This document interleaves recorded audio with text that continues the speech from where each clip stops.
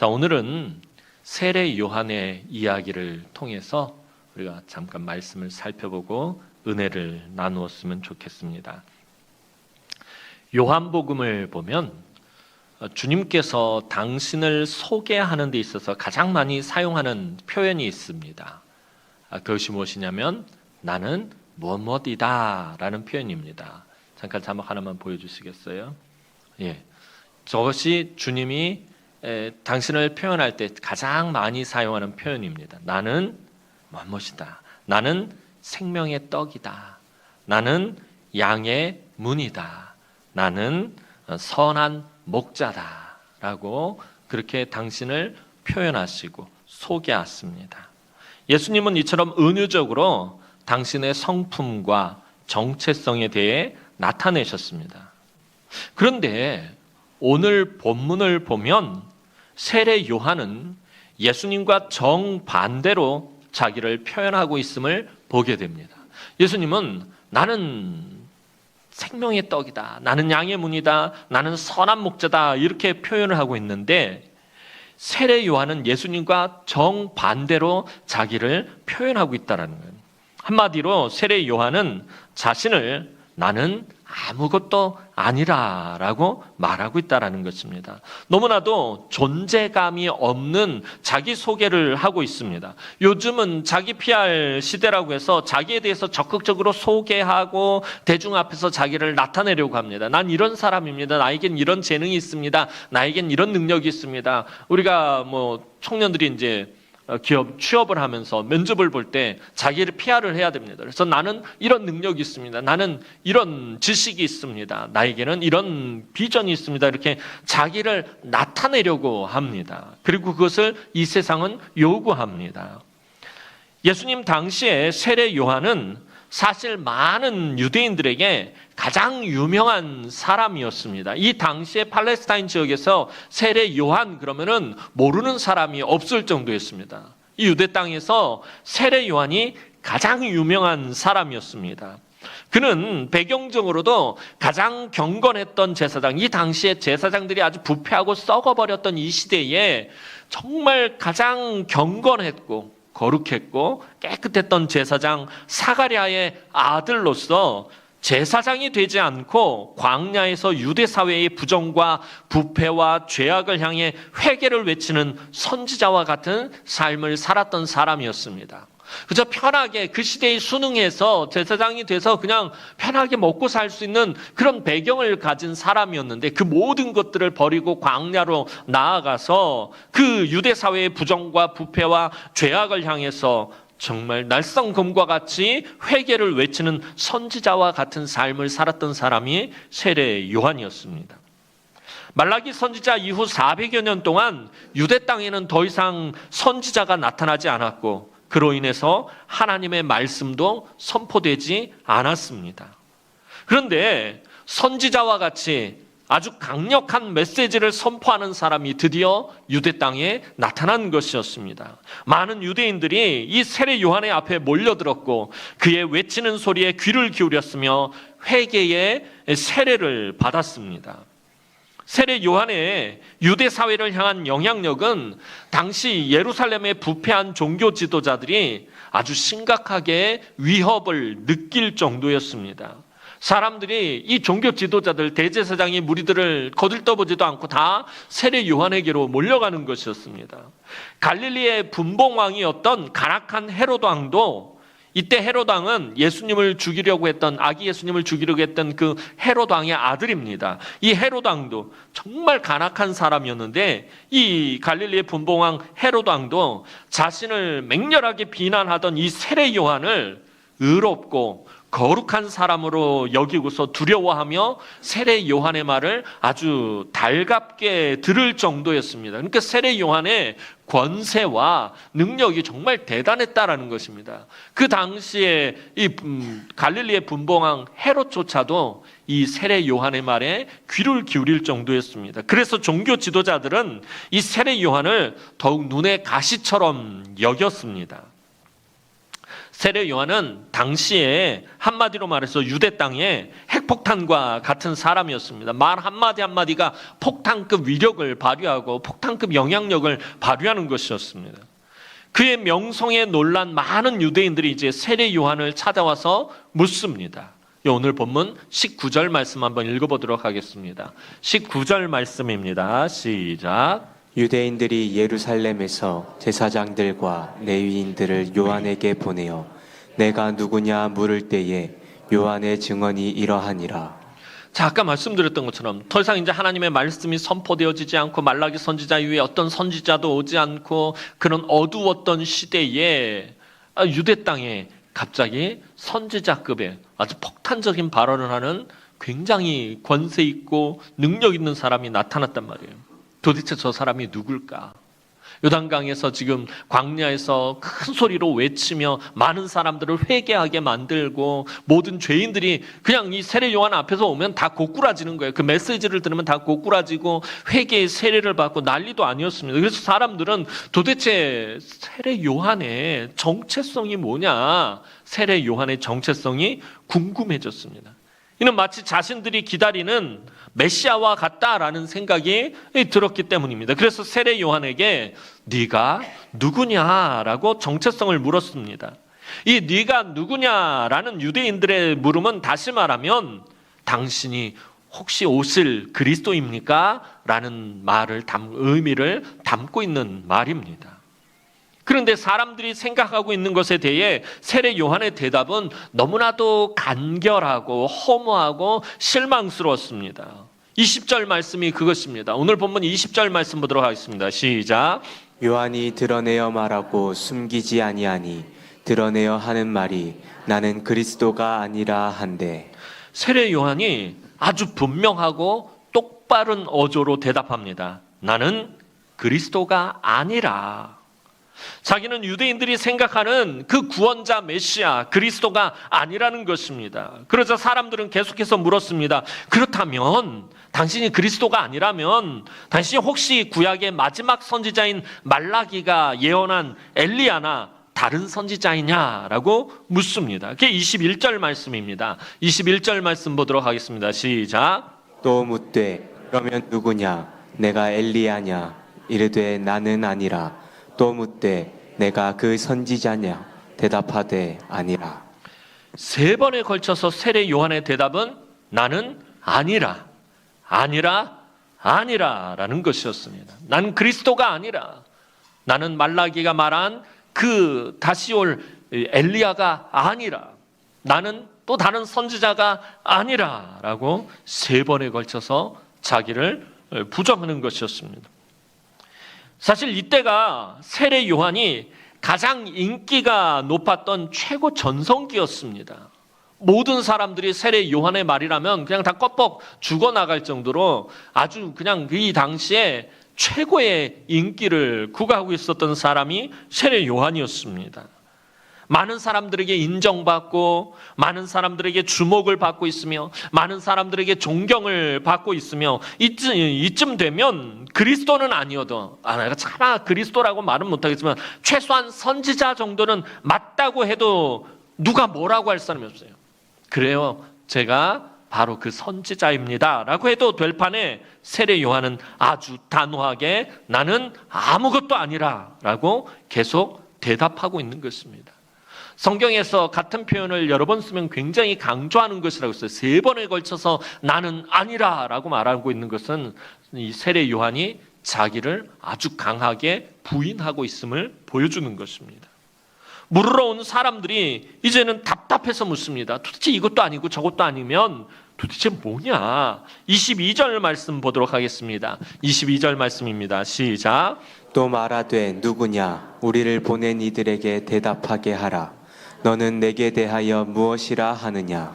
세례 요한의 정체성을 너무나도 궁금해하던 사람들은 이 마음이 정말 답답했습니다. 그리스도도 아니고 말라기 선지자가 말한 엘리야도 아니고 다른 선지자도 아니라면 도대체 넌 무엇냐라는 것입니다. 평소에 이 광야와 요단강가에서 말하고 행동하고 또 외모에서 풍겨나오는 기품이 분명히 무언가 대단한 사람이면 틀림없는데 계속 아니라라는 말만 하고 있습니다. 자기 존재감을 전혀 나타내지 않고 있는 것입니다.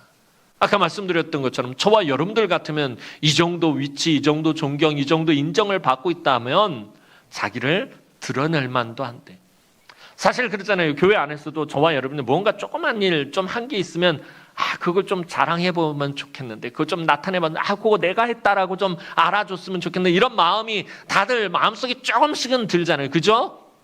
저만 듣나요? 맨날 이런 거 물어보면 나만 그렇잖아요. 내가 뭔가를 했어 교회에서. 예를 들면 교회 이제 막 빚이 많으니까 또 리모델링 하고 나서 이런 건축 원금을 내가 크게 한번 했어요. 그래서 누가 좀 알아줬으면. 교회에서도 요즘 관리집사님도 없는데 내가 돌아다니면서 다 청소를 좀 했어. 나를 좀 알아줬으면 하는 마음이 처음에는 그냥 내가 이름도 없이 빚도 없이 조용히 해야지 하고 했는데도 불구하고 누가 알아줬으면 하는 마음이 들어요. 그래서 지나가던 누구 집사님은 집사님 그 청소해서 아니요 내가 안 하려고 그랬는데 나 몰래 하려고 그랬는데 뭐 이러는 알아버렸네 어떻게 하면 좋지? 뭐 이러는. 그게 왜 그러는 거예요? 마음속에 조금이라도 누가 알아줬으면 하는 마음이 사람이라면 다 들게 되죠. 목사님 저도 마찬가지예요. 우리 담임 목사님이 그랬네. 그럼 이런 소리 들으면 기분이 좋죠. 이거 싫을 사람이 어디 있겠어요? 누구나 다 그렇다라는 거예요. 자기 존재감을 나타내고 싶단 말입니다. 취업하는 청년들도 그러고요. 또 사랑하는 연인에게 자기 존재감을 막 나타내고 싶어 하잖아요. 누구에게나 다 그러잖아요. 사람에게 자기 존재감을 나타내고 싶어요. 그런데 오늘 세례 요한의 모습을 보면 자기 존재감을 전혀 드러내지 않고 있더라는 것입니다. 그냥 나는 아니라 이것으로 일관하고 있다는 것입니다. 당시 유대 사회에서 이만큼 주목받고 이만큼 인정받는 사람이 자기의 존재감을 나타내지 않는 사람이 없었어요. 사실은 대제사장이 무리들이 조금만 저기 하고 나면 자기 자랑하기가 일쑤였어요. 예를 보면 예수님이 드는 예를 보면 그러잖아요. 이 바리새인들은 길거리에서 두 손을 높이 들고 막 기도를 해요. 성전에 가서도 그러는 거예요. 나는 저 세리와 같지 않습니다. 나는 11조를 합니다. 나는 구제를 합니다. 자기가 한 것에 대해서 막 자랑을 하고 자기 존재감을 과시한단 말이에요. 이게 이 당시에 있는 지도자들이나 높은 위치에 있는 사람들이 다 그랬단 말이에요. 인정받는 사람들, 주목받는 사람들이 다 그랬어요. 자기 존재감을 드러냈어요.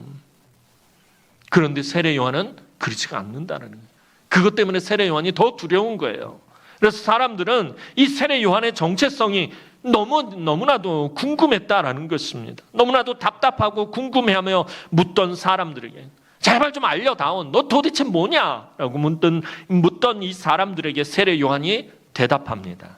그것이 오늘 본문 23절 말씀입니다. 오늘 본문 23절 말씀 보도록 하겠습니다. 시작. 이르되 나는 선지자 이사야의 말과 같이 주의 길을 곧게 하라. 광야에서 외치는 자의 소리로라 하노라. 자, 세례 요한이 세 번에 걸쳐서 나는 아니라라고 말하고 나서 이사야서 40장 3절 말씀을 인용해서 자신은 광야에서 외치는 자의 무엇다? 소리다라고 대답합니다.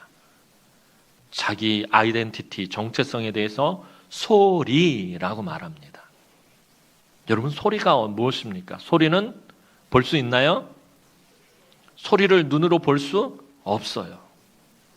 소리는 만질 수 있나요? 만질 수도 없어요. 근데 소리는 우리가 무엇으로 인식하죠? 듣는 것으로만 인식할 수 있는 것, 알 수 있는 것이 소리예요. 소리는 듣기만 할 수 있다라는 것입니다.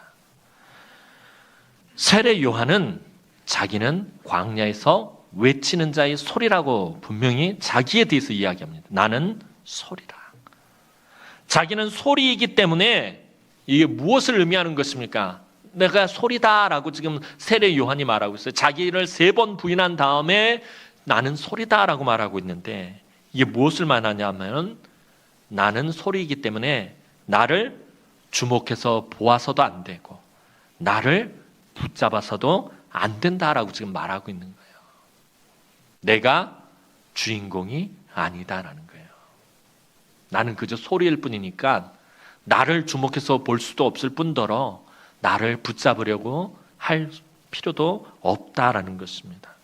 오늘 본문에서 우리가 읽지 않은 부분을 보면 세례 요한은 자신은 그리스도보다 그저 앞서 보내심을 받은 자일 뿐이다라고 말하고 있습니다. 심지어 자기는 자기 뒤에 오시는 분의 그 신발끈을 풀기도 감당하지 못하겠다고 합니다. 주인의 신발끈을 푸는 건 종이 하는 역할입니다. 자기는 자기 뒤에 오시는 분 그리스도의 종으로서도 자격이 안 되는 사람이다라고 말하고 있는 거예요. 즉 세례 요한이 말하고자 하는 것은 자신은 그리스도가 아니며 그분이 나타나기까지 그분을 소개하며 외치는 자의 소리다라는 것입니다. 다시 말해서 사도 요한의 이 말에는 여러 가지 의미가 함축되어 있어요. 마지막으로 그가 의미하는 나는 소리다라는 말은 무엇이냐면 자기 뒤에 오시는 분 그분이 나타나면 자기의 소리는 멈추게 된다라는 의미가 담겨 있는 것입니다. 그래서 회개하라고 뜨겁게 외치던 세례 요한의 그 엄청난 메시지와 소리는 예수님의 공생애가 시작되면서 어떻게 됩니까? 점점 사라져 버립니다. 세례 요한이 나는 아니라 라고 말했을 때 가장 실망했던 사람들 누구였을까요? 세례 요한의 제자들이었을 것입니다. 세례 요한이 정말 대단한 위대한 사람인 줄 알고 세례 요한을 따라다녔던 제자들은 세례 요한이 나는 그리스도도 아니고 나는 엘리야도 아니고 나는 선지자도 아니다. 나는 단지 내 뒤에 오시는 그분을 위에서 준비하고 그분의 길을 평탄케 하는 소리일 뿐이다. 그리고 그분이 오면 나는 사라져야 된다라고 했을 때 가장 실망했던 사람은 아마도 세례 요한의 제자들이었을 것입니다. 세례 요한에게는 많은 제자들이 따랐습니다. 그들은 자신의 스승이 너무나도 위대하고 대단한 줄로 알고 있었습니다. 사실 오늘 본문을 기록하고 있는 이 요한복음의 사도 요한도 원래는 세례 요한의 제자였습니다. 베드로의 동생이었던 안드레도 세례 요한의 제자였습니다. 근데 안드레와 이 사도 요한이 예수님에게로 온 뒤로 그의 형들을 다 예수님에게로 이끌어내었던 것입니다. 얼마 뒤 나사렛에서 온 예수라는 세례 요한과 동년배의 인물이 등장하자 세례 요한에게로 쏠렸던 관심은 급격히 예수님에게로 흘러갑니다. 원래 세례 요한과 예수님은 먼 친척 관계에 있어요. 그리고 세례 요한이 예수님보다 6개월 먼저 태어났습니다. 동년배의 인물입니다.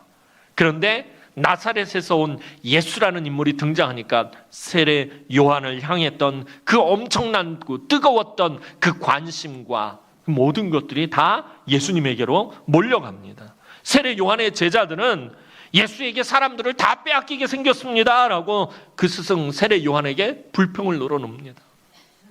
선생님, 나사렛에서 온 저 예수라는 사람 때문에 우리에게 몰려왔던 모든 사람들이 다 저 사람에게로 가게 됐어요. 사람들을 다 빼앗기게 생겼어요. 세례 요한의 제자들이 불평을 합니다. 제자들이 말하는 것이 무엇인지 세례 요한이 몰랐을 리 없습니다. 이제 사람들의 마음은 세례 요한에게 있지 않다라는 것이었습니다. 하지만 세례 요한은 그것으로 인해서 불평하거나 분노하거나 서운해하지 않았어요. 마음 상해하지 않았어요. 왜냐하면 세례 요한은 자기 정체성을 분명히 알고 있었기 때문에.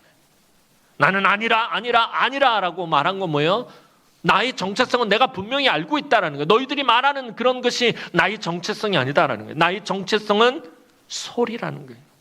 세례 요한은 자신이 외치는 자의 소리라는 그 사실에 조금도 흔들리지 않았어요. 자기를 따르고 자기를 지켜 세워주고 자기를 인정해주고 자기를 주목해주고 자기를 존경해주고 자기를 위대하다고 박수 쳐주는 그 사람들이 예수에게로 다 몰려간다 할지라도 자신이 소리라는 광야에서 외치는 자의 소리라는 사실에 조금도 흔들리지 않았다라는 것입니다. 세례 요한은 엄마 뱃속에서 마리아 뱃속에 있는 예수님을 처음 만나 너무 기뻐서 뛰놀았을 때부터 지금까지 그분을 향한 마음이 변한 적이 없다라는 거예요. 마리아가 예수님을 잉태하고 이 세례 요한의 엄마인 엘리사벳을 찾아온 적이 있어요. 엘리사벳은 이미 세례 요한을 잉태하고 있었는데 한 6개월 정도 지났을 때 막 세례 요한이 엄마 뱃속에서 뛰노는 거예요. 우리 주가 오셨다는 거예요. 너무 기뻐서 엄마 뱃속에서부터 예수님을 향한 마음이 변함이 없었다라는 거예요. 수많은 사람들이 세례 요한을 주목하고 세례 요한을 존경하고 인정하고 바라봐도 그의 목소리와 그가 가리키는 손가락은 오직 그리스도만 가리키고 있었을 뿐이었습니다. 세례 요한은 자기에 대해서는 아무 말도 하지 않았어요. 자기에 대해서는 그저 아니라라고만. 그런데 주님에 대해서는, 예수 그리스도에 대해서는 끊임없이 소리를 내고 있었어요. 그분은 세상의 죄를 지고 가는 하나님의 어린 양이로다. 세례 요한이 자기 제자들과 했을 때 예수님께서 이 요단 강변으로 나타났을 때 제자들에게 말해요. 보라, 세상 죄를 지고 가는 하나님의 어린 양이로다. 그는 나보다 앞선 분이다. 나는 그분을 이스라엘에 나타내려고 한다. 성령이 그분 위에 머물렀다. 그분이 하나님의 아들이시다. 세례 요한의 소리는 한결같이 예수 그리스도를 나타내고 있었다는 거예요. 세례 요한의 이 외치는 자의 소리로서의 하이라이트가 있어요. 와, 정말 대단하다 세례 요한. 그의 외치는 자의 소리로서의 하이라이트가 뭐냐면 요한복음 3장 30절 말씀이에요. 요한복음 3장 30절 말씀 보도록 하겠습니다. 시작. 그는 흉하여야 하겠고 나는 쇠하여야 하리라. 얼마나 대단한 고백입니까? 예수 그리스도는 흥하여야 하겠고 나 세례 요한은 쇠하여야 하리라. 세례 요한 엄청난 인기를 누리고 있었던 사람이라고 말씀드렸어요. 유대 땅의 모든 사람들이 주목하고 존경하고 사랑하고 그랬던 세례 요한이 지금 뭐라고 말해요? 예수는 흥하여야 하겠고 나는 쇠하여야 하리라. 여러분, 이 고백이 어떻게 나올 수 있는 것입니까? 저와 여러분들이 세례 요한이라면 이렇게 쉽게 고백할 수 있겠습니까? 예수님의 등장과 함께 세례 요한은 사라져갔습니다. 게다가 분봉왕 헤롯에게 잡혀서 감옥에 갇히게 되면서부터는 아예 존재감이 없어져 버렸다는 거예요. 세례 요한이. 이 유대 땅에서 그렇게 강력한 메시지를 선포하며 많은 사람들의 주목을 받았던 사람이 감옥에 갇히면서부터는 아예 존재감이 없어져 버렸어요. 그리고 결국에는 어떻게 됩니까? 헤롯에 의해서 목이 베어서 죽으면서 그의 소리는 완전히 끝이 나고 맙니다. 이제 나이 30밖에 되지 않았던, 예수님이 공생애를 시작할 때 그의 나이가 30쯤 됩니다라고 성경이 기록하고 있으니까 이 동년배였으니까 세례 요한이 죽을 때 나이도 30이었어요. 이제 나이 30밖에 되지 않았던 세례 요한의 인생은 이렇게 짧고 어떻게 보면 너무 허무하게 끝이 나고 말았어요. 하지만 그는 너무나도 기쁘게 마지막 외치는 소리를 냈어요. 나는 아무것도 아니라. 그는 흥하여야 하겠고 나는 쇠하여야 하리라.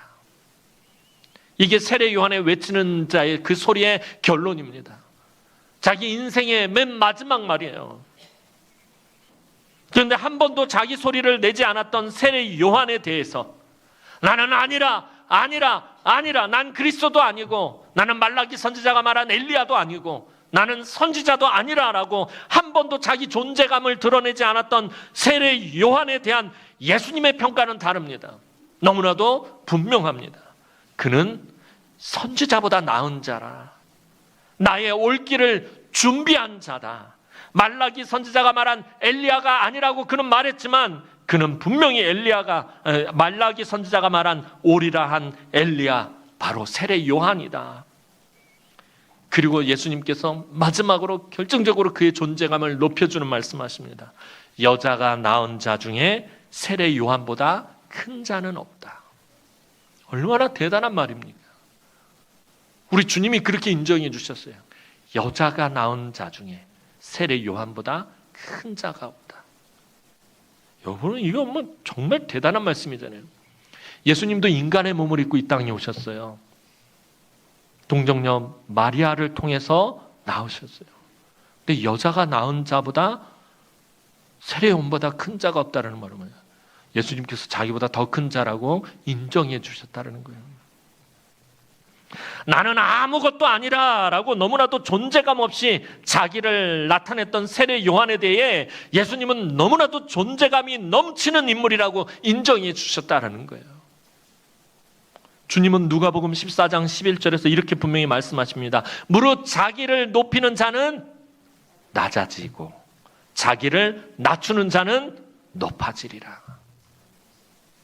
예수님이 하신 이 말씀에 따르면 가장 높은 자는 세례 요한이 되는 거예요. 자기를 높이는 자는 낮아지고 자기를 낮추는 자는 높아지는 거예요. 누가요? 하나님이 그렇게 하신다는 거예요. 사무엘서 1장을 보면 한나를 통해서 하나님이 하신 말씀이죠. 하나님은 살리기도 하고 죽이기도 하시고 가난하게 하시기도 부하기도 하시고 하나님은 높이기도 하시고 낮추기도 하시는 분이시단 말이에요. 그런데 높이기도 하시고 낮추기도 하시는 그 하나님께서 언제 높이냐 하면 자기를 낮추는 자, 자기를 낮출 때에 자기 존재를 부인하는 자, 자기의 존재감을 말하지 않는 자를 하나님 높이신다라는 거예요. 세상적으로 볼 때 요한의 삶은요, 어떠한 삶입니까? 너무나도 허무하고 가치가 없어 보여요. 정말 인기가 있었고 정말 대단했고 존경받았고 권세가 있었고 능력이 있었어요. 그런데 어느 날 갑자기 그냥 형장의 이슬로 사라져버려요. 너무나도 인간적으로 볼 때는 허무하고 가치가 없어 보이지만 소리로서 외치는 자의 소리로서의 그의 삶은 헛된 삶도 아니었고 무가치한 삶도 아니었다라는 것입니다. 그가 그토록 오실 그분이라고 간절히 외쳤던 그분에게서 누구보다도 크게 인정받았기 때문입니다. 그는 엄마 뱃속에서부터 나는 아닙니다를 외쳤던 사람이었습니다. 사랑하는 성도 여러분, 저와 여러분은 세례 요한처럼 늘 나는 아무것도 아닙니다 라고 말할 수 있어야 돼요. 난 아무것도 아닙니다. 저와 여러분이 예수 믿는 사람이라면 우리의 입에서 항상 나와야 할 말이 이 세례 요한의 고백이다라는 거예요. 나는 아무것도 아닙니다. 나는 무익한 종입니다. 주님이 내가 너의 인생의 주인이다 라고 말씀하실 때 우리는 그렇습니다. 나는 내 인생의 주인이 아닙니다.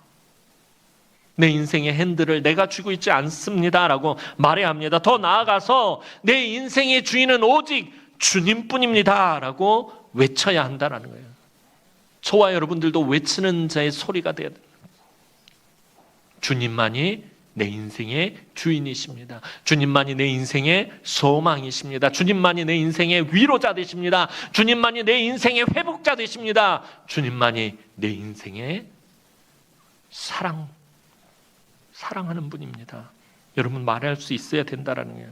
오직 예수님만이 내 삶의 주인이요 나의 선한 목자요 나의 영생의 떡이 되시며 영원한 생수입니다 라고 고백할 수 있어야 돼요.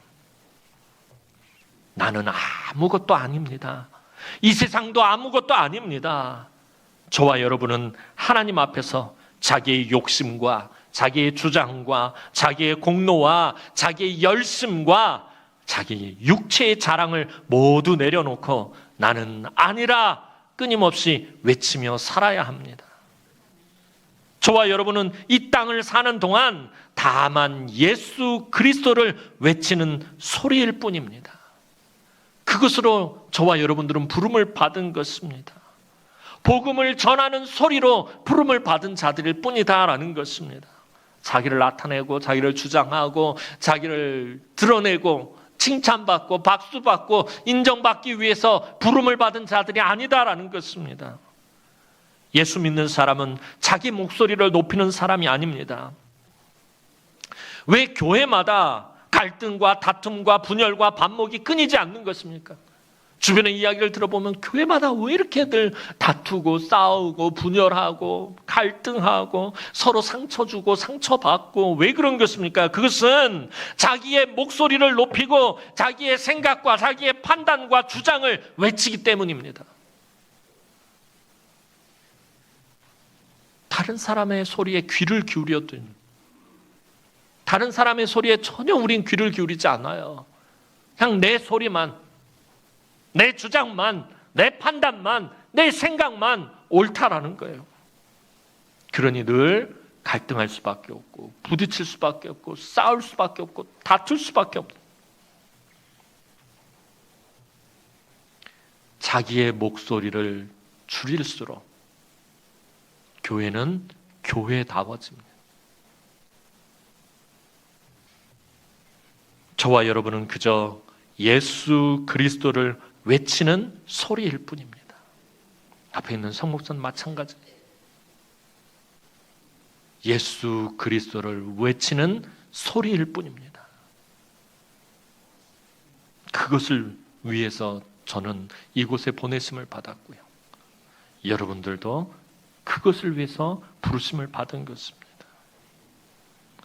그래서 저와 여러분들이 늘 해야 되는 게 뭐예요? 늘 나는 아니라, 아니라, 아니라 고백해야 한다라는 것입니다.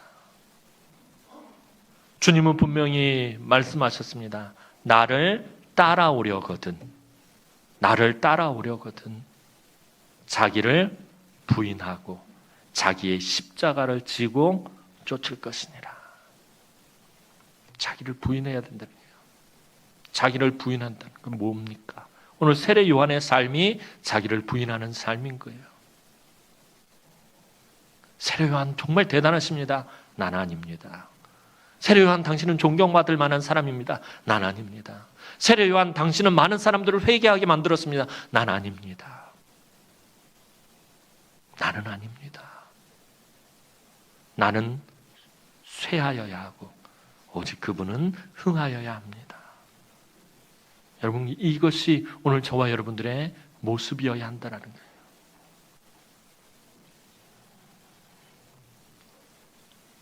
저와 여러분들은 예수를 외치는 자의 소리로 부름을 받은 자들입니다.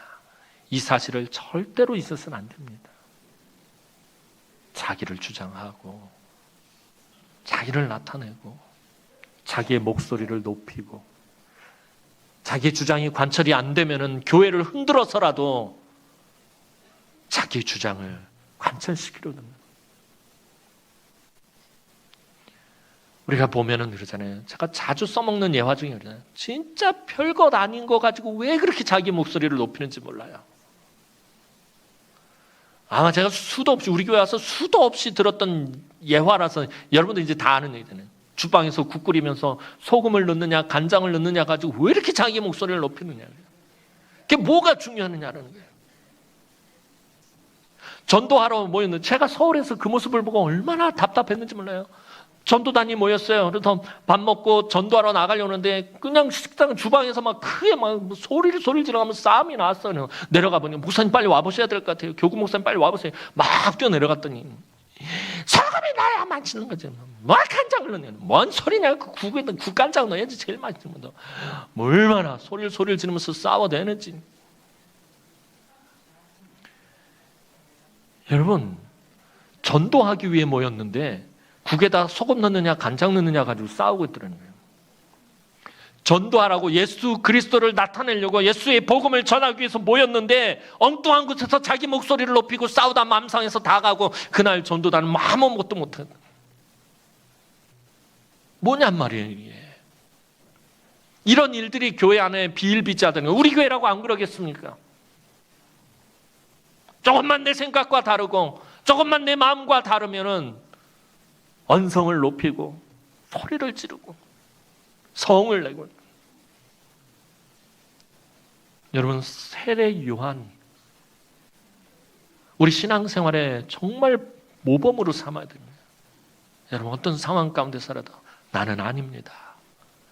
나는 아닙니다. 나는 아닙니다. 예수가 흥해야 하고 나는 쇠해야 합니다. 여러분, 나의 목소리가 잦아들고 내가 쇠해야 이 교회가 부흥하는 줄로 믿으시기 바랍니다. 내가 외치는 자의 소리가 되어야 이 교회에 하나님의 능력의 역사가 나타나는 줄로 믿으시기 바랍니다. 오늘도 이 땅을 살아가는 동안 예수의 소리로서 자기를 죽이고 펄펄 끓어오르는 자아를 좀 죽이고 자기를 부인하며 오직 예수 그리스도만 나타내는 위대한 세례 요한과 같은 삶을 살아가는 저와 여러분이 되기를 주님의 이름으로 축원합니다. 기도드리겠습니다. 사랑과 은혜가 많으신 아버지 하나님, 은혜와 사랑을 진심으로 감사를 드립니다. 늘 자기를 부인하며 자기를 죽이며 오직 외치는 자의 소리였음을 흔들림 없이 나타냈던 세례 요한처럼 하나님, 오늘 우리가 그렇게 살아갈 수 있도록 은혜를 베풀어 주옵소서. 예수 그리스도의 소리로서 살아가게 하여 주옵소서. 늘 자기를 부인하고 자기 십자가를 지고 우리 주님을 쫓아가는 하나님, 우리 주님께 정말 칭찬받고 우리 주님께서 정말 인정해 주시는 그런 우리 남흥의 귀한 성도들이 되어질 수 있도록 하나님 축복하여 주시옵소서. 감사를 드리옵고 예수님의 이름으로 기도하옵나이다. 아멘.